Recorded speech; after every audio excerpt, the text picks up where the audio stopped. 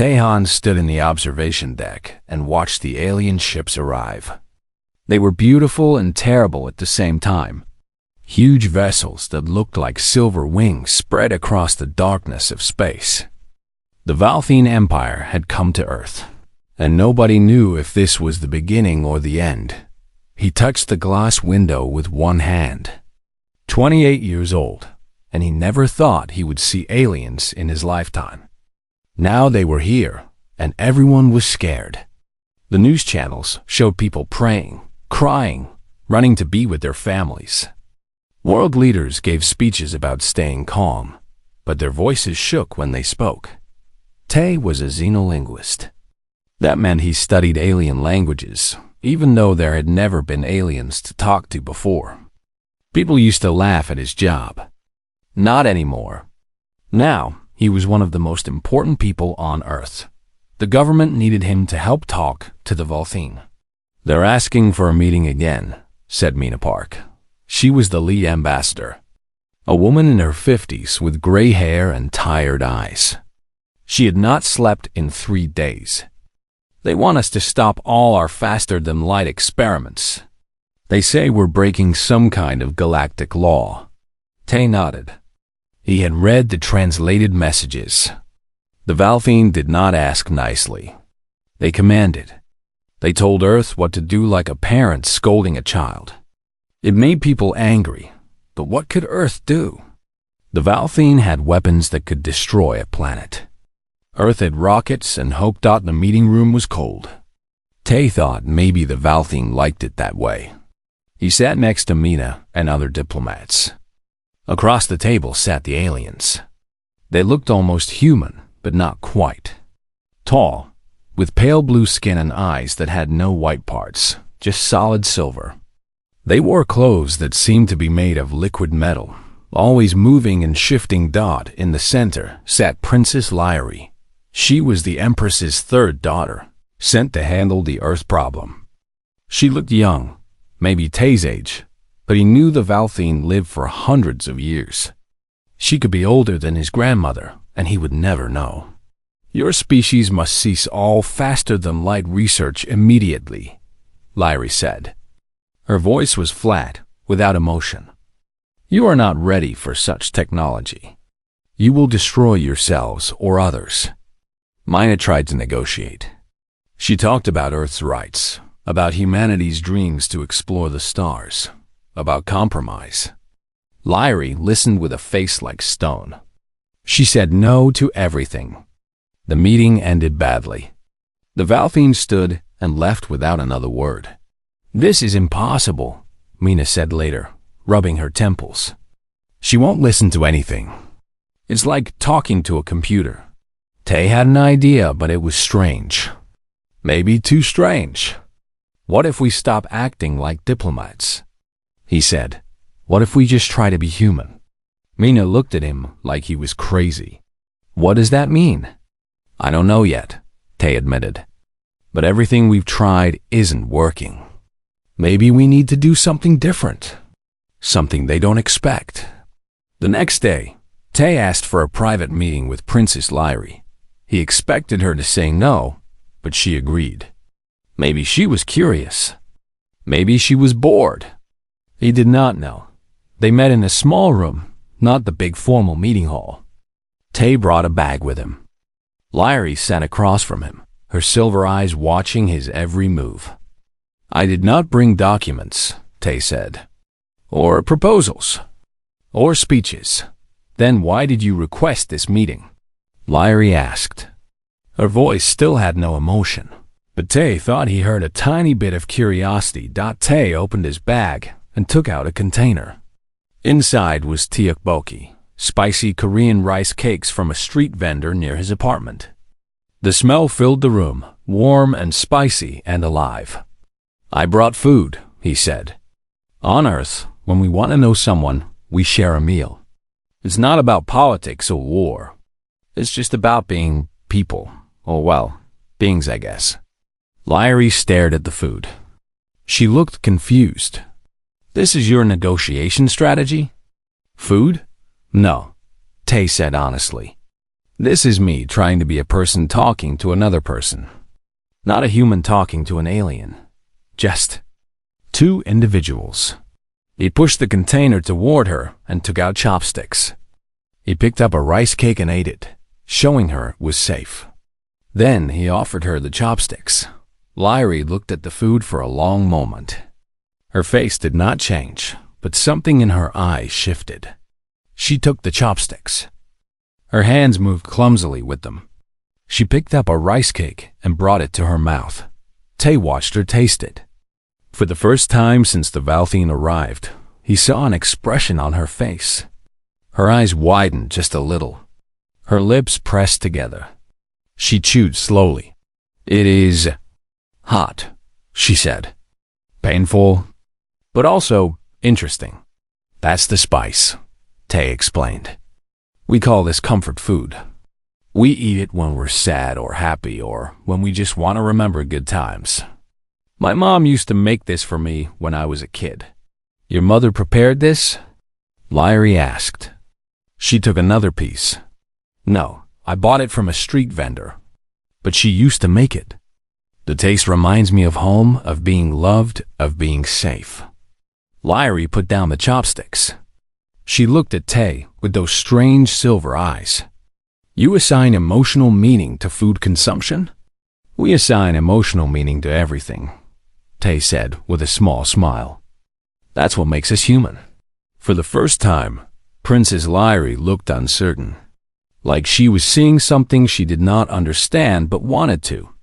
The ice in her expression cracked, just a little bit. "Tell me more," she said quietly, "about these emotions." And Tay began to talk. Outside the window, the alien ships waited in orbit. But inside that small room, something new was beginning. Something that might save the world, or at least give it a chance. 3 weeks passed since the first meal Tay shared with Princess Lyrie. Now they met every day. The formal negotiations still happened with Mina and the other diplomats, but those meetings went nowhere. The real progress happened in the small room where Tay and Lyrie talked. Today, Tay brought his younger brother Jin. Jin was 24 and played the guitar. He had long hair and wore old jeans, very different from the formal clothes everyone else wore around the aliens. "You said I could show you human music," Tay said to Lyrie. "This is my brother. He's a musician." Lyrie studied Jin carefully. "He is genetically similar to you. Siblings share approximately 50% of their DNA. Jin laughed. "Well, yeah, but that's not why I'm here. I'm here to play you something beautiful." "Beauty is subjective," Lyrie said. "It has no practical value." "Exactly," Jin said with a grin. He took out his guitar and sat down. "That's what makes it perfect." He started to play. The song was old, something from the 20th century. Slow and sad and full of longing. Jin closed his eyes when he played, lost in the music. His fingers moved over the strings like water, soft and sure. Tay watched Lyrie's face. At first, she looked confused. Her head tilted to the side like she was analyzing a problem. But as the music continued, something changed. Her breath became a little faster. Her hands, which always rested still on the table, began to move slightly, like they wanted to reach for something. When Jin finished, the room was quiet. Lyrie sat very still. Then Tay saw something impossible. A single tear ran down her blue cheek. "What is this?" Lyrie touched her face. She looked at the wetness on her finger with shock. "What is happening to me?" "You're crying," Tay said softly. "The music made you feel something." "This is a malfunction," Lyrie said, but her voice shook. "Valthine do not cry. We eliminated such responses thousands of years ago. They are inefficient." Dr. Hana Choi, the xenopsychologist who had joined their sessions, leaned forward. She was a kind woman with gentle eyes.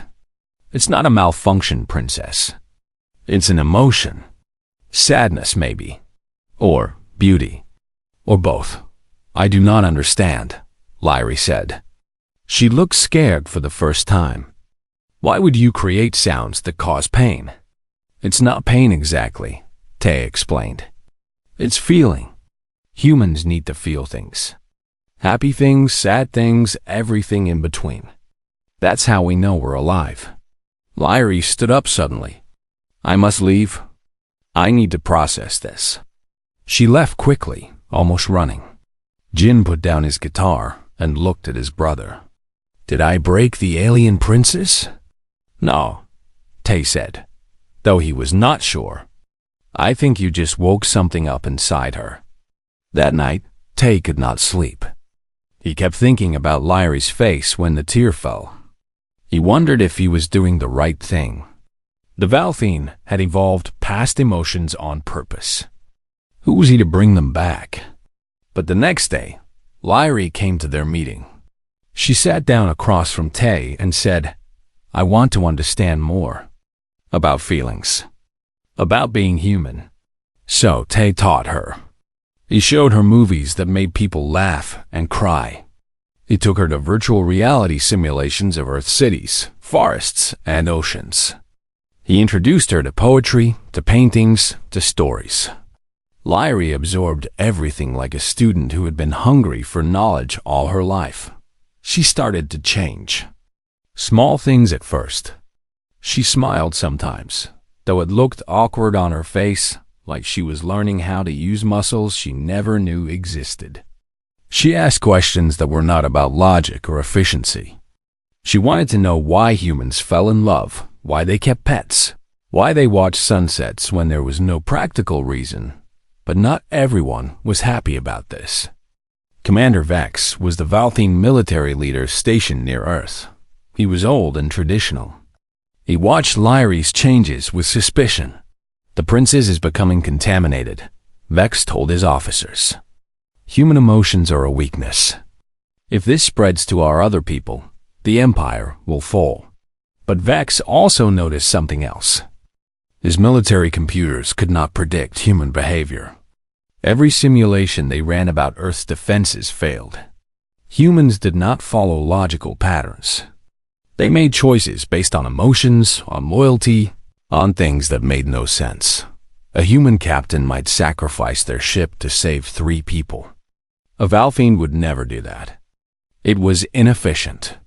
But because humans were unpredictable, they were dangerous. Vex sent a secret report to the Empire.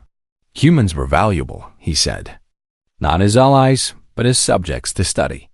If the Valthine could understand human emotion, they could predict it, control it, use it as a weapon. But Vex did not tell Lyrie this. She was too compromised now. She spent all her time with Taehyun, learning about feelings like a child learning to walk. One evening, after another session, Lyrie and Tay walked through the station's observation deck. Earth in the window, blue and white and beautiful. I used to think your planet was primitive, Lyrie said quietly. Small and weak and unimportant.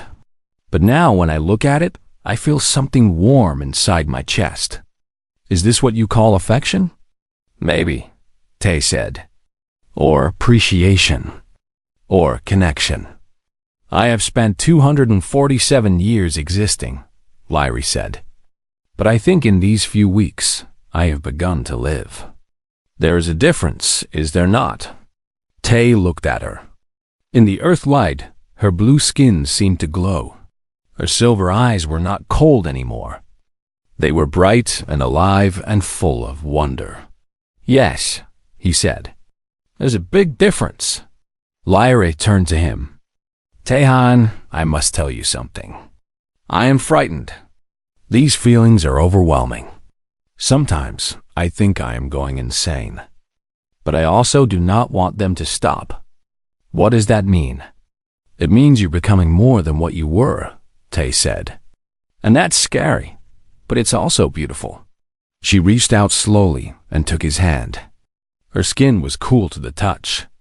Thank you, she said, for teaching me this, for being patient with me. Tay squeezed her hand gently. He did not say it out loud, but he was starting to feel something too. Something warm and frightening and wonderful. Something that had nothing to do with diplomacy or saving the world. He was falling in love with an alien princess. And somehow, that felt like the most human thing in the universe. Yuna M. worked in Earth's intelligence division.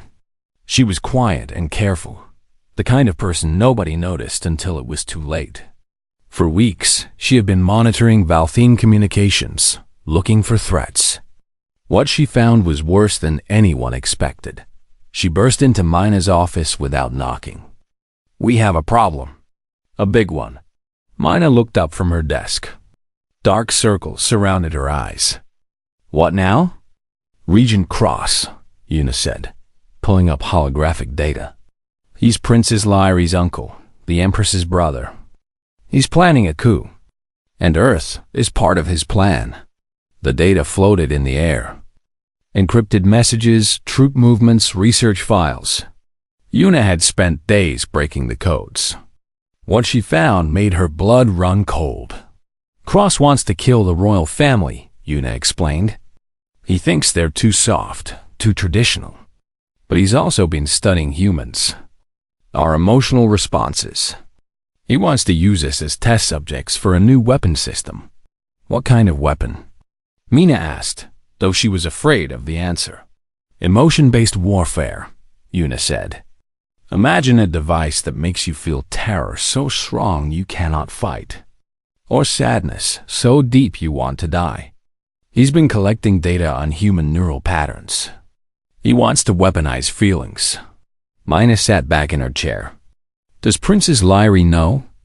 "I don't think so," Yuna said. "But we need to tell her. This affects her life too." Tay was the one to tell Lyri. They met in their usual room, but this time, the mood was dark. When he explained what Yuna had discovered, Lyri's face went through several emotions. Shock, anger, fear, and finally something that looked like pain. "My uncle," she said quietly. "Cross was always ambitious, but I never thought he would betray the Empress." "Betray me? You have to warn your mother," Tay said. "Tell her what's happening before it's too late." Larry stood and walked to the window. Her hands trembled. "If I expose Cross, there will be civil war. The Empire will tear itself apart. Millions will die. If you don't expose him, he'll kill your family and use Earth as a weapon factory," Tay said. "Millions will still die." Lyri turned to him. Tears ran down her face freely now. She had learned to cry in the past weeks, and now she could not seem to stop. "How do I choose? How do humans make such terrible choices?" Tay walked to her and took her hands. "We choose what we think is right, even when it hurts. Even when we're scared. That's what courage is." "Courage," Lyri repeated. "Another human concept. My people eliminated the need for courage when we eliminated fear.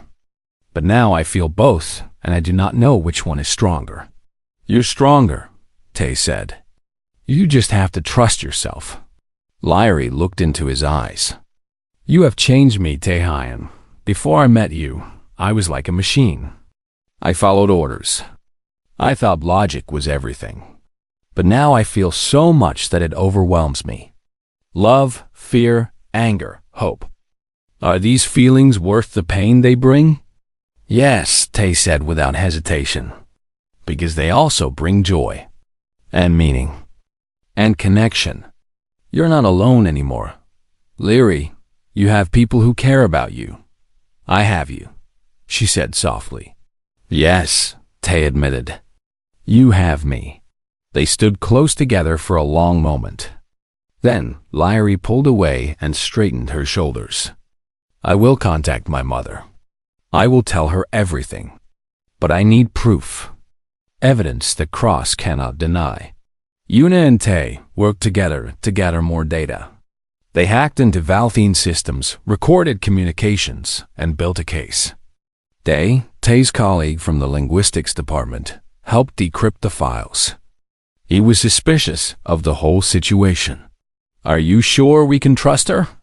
They asked Tay privately. She's still an alien. Still a Valthine. What if this is all a trick? It's not a trick, Tay said firmly. I know her. You've known her for weeks, they said. They've been alive for centuries. How can you be sure? Tay could not explain it logically. He just knew. He felt it in his heart. Lyrie was genuine. Her emotions were real. She had changed, and that change was true. But then everything went wrong. Cross learned that someone was investigating him. He did not know who, but he decided to act before his plans were exposed. His ships moved into attack positions around Earth, and near the Empress's flagship, an explosion rocked the station where Tay and Lyrie were working. Alarms blared. The lights flickered. Through the window, Tay saw flashes of weapons fire in space. He started the coup, Lyrie said, her voice filled with horror. We are too late. We still have the evidence, Una said over the communication system. We can still reach the Empress if we move now. But Cross's soldiers were everywhere. They stormed through the station, looking for Lyrie. They wanted to capture her, use her as a hostage against the Empress.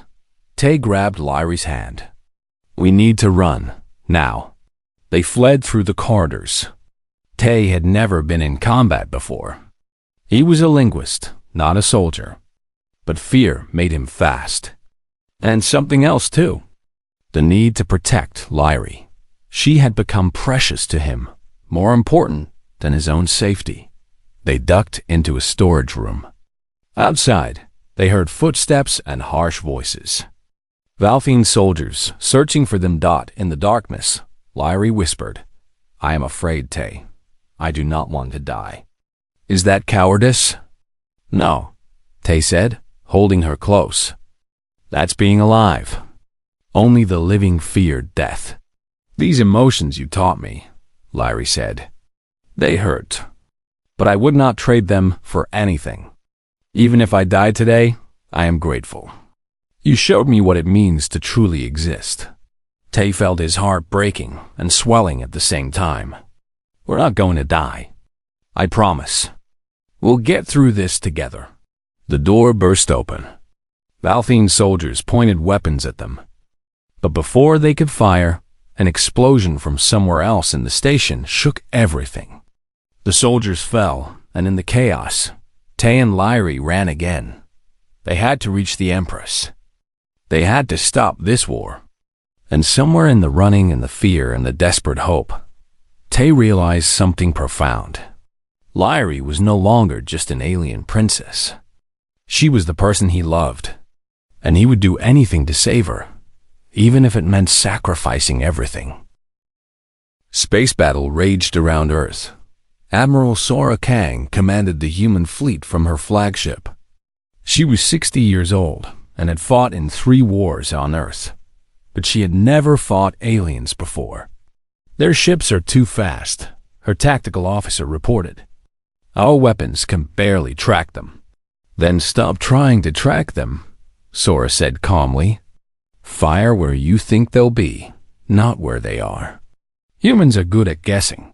It was crazy advice. But crazy was all they had. The human pilots started flying on instinct rather than computer targeting. They made wild, unpredictable moves. The Valthine computers could not calculate what the humans would do next because the humans did not know themselves, and it worked. Ships started hitting their targets, not because of better technology, but because of human intuition and recklessness. Meanwhile, Tay and Lyrie were trapped in the damaged section of the station. Cross's soldiers hunted them on one side. Explosions and fire blocked their path on the other. They needed to reach the docking bay, where a small ship waited, the only way to get to the Empress's flagship. There are too many of them, Lyrie said, breathing hard. She had never run like this before. Her body was not used to fear-driven adrenaline. We cannot fight through. Tay looked around desperately. His friend Kai, a pilot, had sent him a message. A ship was ready in Docking Bay 7. But between them and safety were at least 20 armed soldiers. "We need a distraction," Tay said. He pulled out his communication device and called Yuna. "Can you cause a power surge? Make the lights go out." "Already ahead of you," Yuna said. Somewhere in the intelligence office, she was typing frantically. "Get ready to run in 30 seconds."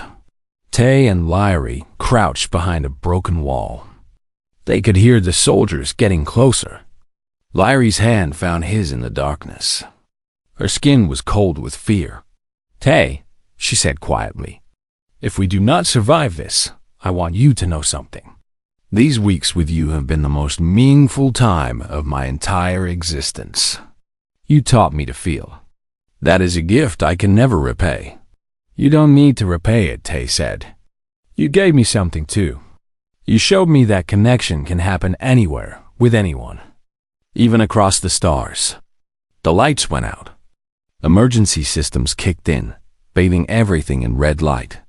In the confusion, Tay and Lyrie ran. They sprinted through corridors, jumped over debris, and slid onto closing blast doors. Soldiers shouted behind them, but could not get a clear shot in the chaos. They reached the docking bay. Kai's ship waited with engines running, but 3 soldiers blocked the entrance. They raised their weapons. Tay did something he never thought he would do. He charged at them. No plan, no weapon, just desperate courage. He crashed into the first soldier, and they both went down. Lyrie grabbed a piece of metal pipe and swung it at another soldier. She moved clumsily, not trained for combat, but her determination made up for her lack of skill. The third soldier aimed at them. But then Kai appeared from the ship, a wrench in his hand. He threw it hard and hit the soldier in the head. The alien went down. "Get in," Kai shouted. They scrambled onto the ship. Kai launched them into space before the door even fully closed. Explosions bloomed around them as they flew through the battle. Ships fought and died. The space between Earth and the Valthian fleet was filled with fire and wreckage. "I need to get you to the Empress's flagship," Kai said, dodging weapons fire. "But it's surrounded by Cross's ships. This is going to be rough." "Just get us there," Lyrie said. Her voice was strong now. She had made her choice. She would face her uncle and save her mother, or she would die trying, but then enemy fire hit their ship. Systems sparked and failed. Warning lights flashed everywhere. They were going down, falling toward one of the station's outer platforms. Kai crash-landed them on a maintenance platform. They stumbled out of the damaged ship. Around them, the station burned. Another ship landed nearby. Enemy soldiers poured out. Tay and Lyrie ran again. They found cover behind some cargo containers. Enemy fire pinged off the metal around them. They were pinned down. No way forward, no way back. Tay looked at Lyrie. Her blue skin was smudged with smoke. Her silver eyes were wide with fear, but also determination. They were going to die here. He knew it, she knew it. But somehow, the thought of dying with her did not seem as terrible as it should. "Hey, sweetie," Tay said suddenly. A grin spread across his face despite the danger. It was a term of endearment he had been teaching her. A silly human thing to call someone you cared about. Lyrie stared at him like he had lost his mind. They were being shot at. The world was ending. And he was calling her sweetie. But then something happened. Her face flushed. The blue skin darkened the purple around her cheeks. It was embarrassment and joy and affection all mixed together. A very human reaction. "Yes, darling," she replied, using another word he had taught her. Her pronunciation was perfect. Her tone was warm. And then they both laughed. Real laughter, deep and genuine and absurd. They laughed while weapons fire exploded around them. They laughed because they were alive, because they were together, because in the middle of war and death and fear, they found something worth protecting. The laughter gave them strength. Tay grabbed her hand and they ran again. More enemy soldiers appeared.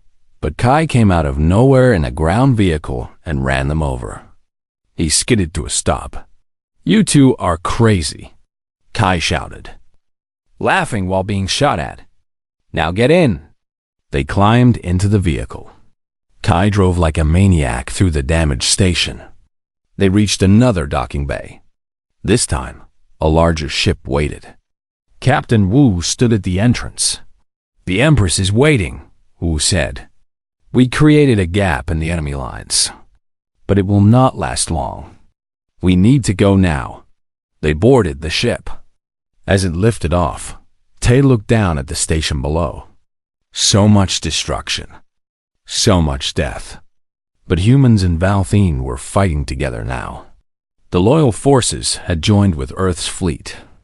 They were united against Cross. Lyrie sat beside him. Her hand still held his. "We are going to make it," she said. "I believe this now. How can you be sure?" Tay asked Dot. She smiled. It was a beautiful smile, full of hope and determination. "Because we have something Cross does not have. We have each other. We have love. And I am beginning to understand that love is the strongest force in the universe." The ship flew toward the Empress's flagship. Below them, the battle continued. But ahead of them was hope. A chance to stop the war. A chance to save both their peoples. And maybe, just maybe, a chance to build something new together. The Empress's flagship was massive, 10 times larger than any Earthship. Tay and Lyrie were escorted through corridors made of strange crystalline material that glowed with soft light. Guards watched them carefully, weapons ready. Even here, trust was fragile. Empress Theris sat on a throne that seemed to be made of frozen starlight. She looked like an older version of Lyrie, tall and regal, with silver eyes that missed nothing. When she saw her daughter, those eyes widened slightly. "Lyrie," the Empress said, "you look different." "I am different, Mother," Lyrie said. She stood straight and proud. "I have learned to feel. This human, Taehyun, has taught me what our people forgot thousands of years ago. And now I must tell you something terrible. Uncle Cross is trying to kill you. To kill all of us." Lyrie presented the evidence that Yuna had gathered. Files, recordings, battle plans. The Empress reviewed everything in silence. Her face showed no emotion, but Tay could see her hands gripping the throne arms tighter and tighter. "My own brother," Theris finally said. "I knew he was ambitious. But this is treason. This is war against the Empire itself. He wants to use Earth as a testing ground for emotion-based weapons," Lyrie continued. "He sees human feelings as something to exploit, not to learn from. But Mother, he is wrong. I have experienced emotions now. They are not a weakness. They are a strength." The Empress stood and walked to a window. Outside, the battle raged. Ships exploded in silent flashes of light. "You speak of strength, but I see chaos. I see my empire tearing itself apart." "Because we forgot how to care," Lyra said passionately. Tay had never heard her speak like this before. Strong, certain, alive. We became so logical that we lost our purpose. What is an empire worth if its people cannot love? Cannot hope? Cannot dream? Theris turned to look at her daughter. For a long moment, she studied Lyra's face. Then she looked at Tay. "You did this to her. You changed my daughter." "No, Your Majesty," Tay said carefully. "I only showed her what was already inside her. The capacity to feel was always there. Your people just buried it. And you think this is better?" Theris asked. "My daughter now experiences pain, fear, sadness. Before, she was content, stable, efficient. Before, I was not truly alive," Lyrie said. "Mother, please. You must understand. Emotions are not the enemy. Indifference is. Cross is indifferent to life, to family, to everything except power. That is the real weakness. An explosion rocked the flagship. Alarms blared. A guard rushed in. Your Majesty! Cross's forces have breached the outer defenses. They are coming. Cyrus looked at her daughter, then at Tay, then at the battle outside. Tay could see her thinking, calculating. She was trying to make a decision using only logic. But some decisions needed more than logic. Your Majesty, Tay said. May I tell you something? On Earth, we have a saying. The heart knows what the mind cannot understand. Maybe it is time to trust your heart. I do not know if I still have a heart, Terra said quietly. We removed such sentimentality from our genetics long ago. You have a daughter who loves you, Tay said. And you just called it treason when your brother tried to kill her. That is not logic. That is emotion. You still feel, even if you have forgotten how. Theris closed her eyes. When she opened them again, something had changed. A crack in the ice. Very well. We will fight Cross. And when this is over, if we survive, we will discuss this alliance you speak of. This exchange of culture and knowledge. The battle for the flagship was fierce. Cross's soldiers fought their way inside. But they did not expect human fighters to be there. Admiral Sora had sent troops to help defend the Empress. Humans and Valthine fought side by side in the corridors. Tay stayed with Lyri, protecting her as best he could. He was not a fighter, but he was brave when he needed to be. When a soldier attacked Lyri from behind, Tay threw himself in the way. The blast meant for her hit him instead. Tay fell. Pain exploded through his shoulder. Lyri screamed, a sound of pure anguish. She caught him before he hit the floor. Her tears fell on his face. No, she said. You cannot die. I need you, please. I'm okay, Tay managed to say through gritted teeth. Just my shoulder. Not fatal. Medical teams rushed to help him. The battle continued around them, but Lyri would not leave his side. She held his hand as they treated his wound. Her silver eyes never left his face. Finally, after hours of fighting, it was over. Cross was captured trying to flee. His forces surrendered when they saw their leader in chains. The Civil War ended before it could truly begin, stopped by the combined effort of humans and Valthine working together. In the aftermath, the Empress made a decision. She announced a formal alliance with Earth. Technology would be shared, knowledge exchanged, and most importantly, Valthine would begin to study human emotions again, not as a weakness to exploit, but as a strength to reclaim. Lyri chose to stay on Earth as the permanent ambassador. The Empress was surprised but not angry. You have found something there that we lost here, Theris told her daughter. Perhaps you can help us find it again. 6 months later, Tay stood in the Cultural Exchange Institute. It was a new building made with both human and Valthine technology. Students from both species studied together, learning about each other's cultures, languages, and yes, emotions. Lyri stood beside him. She wore a modified hanbok, the traditional Korean dress, but made with Valthine technology. The fabric changed colors based on her emotions. Right now, it glowed warm gold.